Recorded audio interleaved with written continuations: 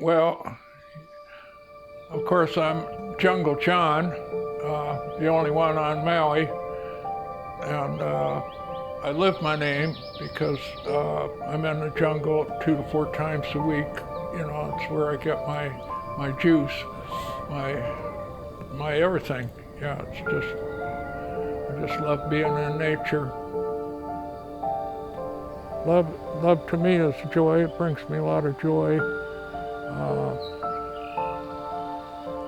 With just being in love and loving everyone I come in contact with the best way I can. You know, that's joy. Yeah. I had a lunch wagon at Big Beach, McKenna, called Jungle John's Juices and Snacks. I only had it for about a year and I got busted for bootlegging by the Vice. You know, I wasn't making it selling sandwiches, and it was one day this guy come up to me in a lunch wagon on the beach and he says, "Jungle John, you really got it made here. You know, all these bikini girls coming up to you and, you know, you're surfing and what a life."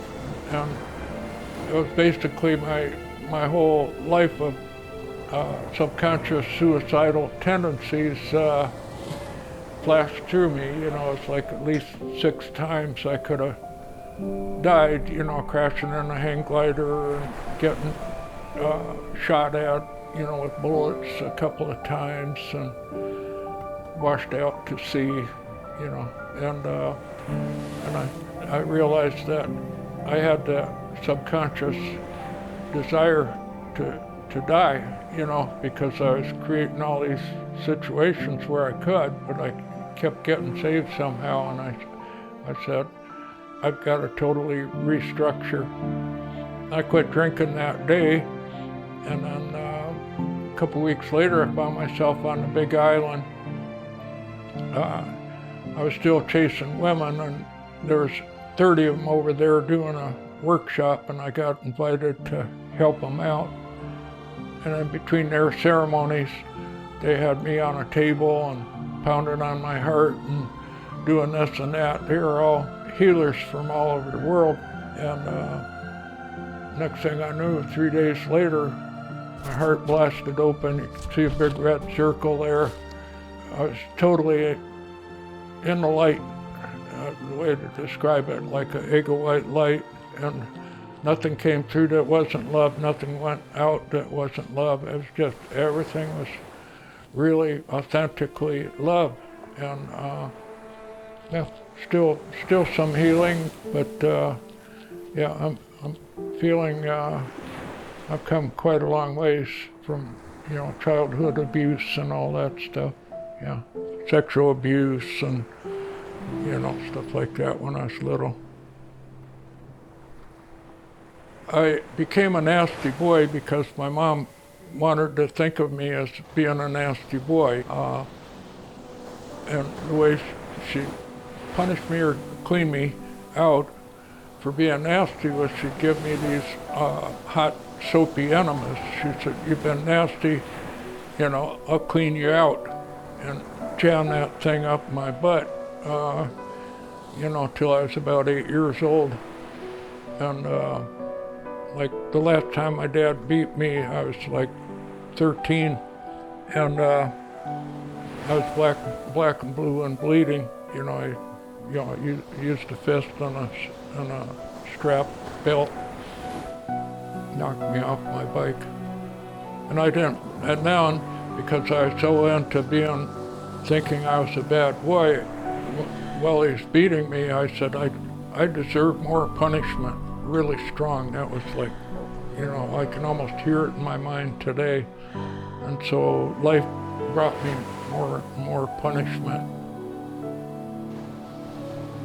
I didn't think love existed, so I went about getting attention, getting in trouble, and yeah, being a real ham.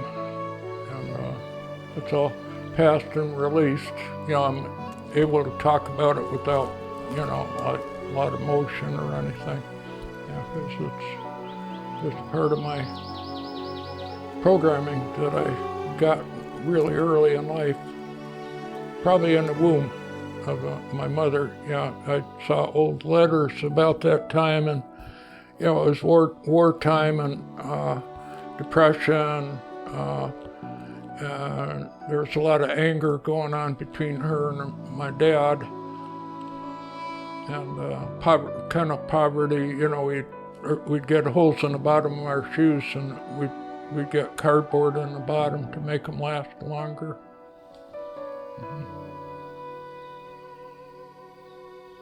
If I put it in a nutshell, it would be just a continuous stream of releasing the past.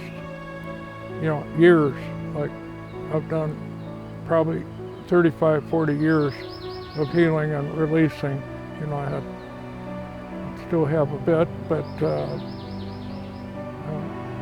more I release, the more I experience myself, my love, not who I thought I was, but who I am. Oh yeah, I should mention it someplace there that, nature has been my greatest healer. Yeah, I can lay down anywhere and be comfortable in nature. It's the friendliest jungle in the world, and never feel alone. Sleep in caves and, go off in the mountains for 4 or 5 days by myself. And, I've already had a glimpse of leaving my body, and that's a beautiful experience too, and I look forward to it, but I don't want to rush it. Yeah, it was in nature. Yeah, I told my friends, if I say this is big aloha, that means don't come looking for me, because I'm gonna be, into the earth and just plant food, my body. But it was so beautiful, becoming totally at one energetically with nature. It was like all I could get was this is how I'm going. When I go, beautiful. No hurry. I'm kind of intending on 115 plus. Because I've learned the tricks. It's like I've had all the abuse and all that kind of stuff to learn from and release, and my spirit doesn't care, what I'm in. I could be in a leaf or in a cat or a dog. And, I'm comfortable. Yeah. Learn to, take one step at a time. Well, I've learned that everything is a gift. Every experience is a gift, and I learned that when I see myself falling back into fear or worry or something, it's like to notice that I'm in the fear or worry, and wait a minute, good is the outcome of every situation.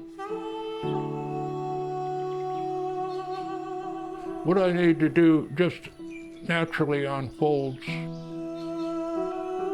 This is spirit, coming through for me or matching my frequency, and they're like gifts to me, and I just love to share my gifts with others. I've been doing my mandalas, the round ones, and putting them in special places in nature to kind of uplift others when they come by and discovered them. And I said, well, I can do that with these little hearts, and it was easy to put a little hole and put threads in them and hang them up in the branches here and there, and then also put a little message on that might lift somebody when they see it. I got that I'm supposed to put 2 of these hearts in a bag and give them away so that the person can keep one and maybe pass the other one on, like random acts of kindness, So I'm trying to get that going around the world, as a part of helping lift humanity a bit, That's my job. I'm glad to be here to help out that way. Yeah. I guess all things are possible.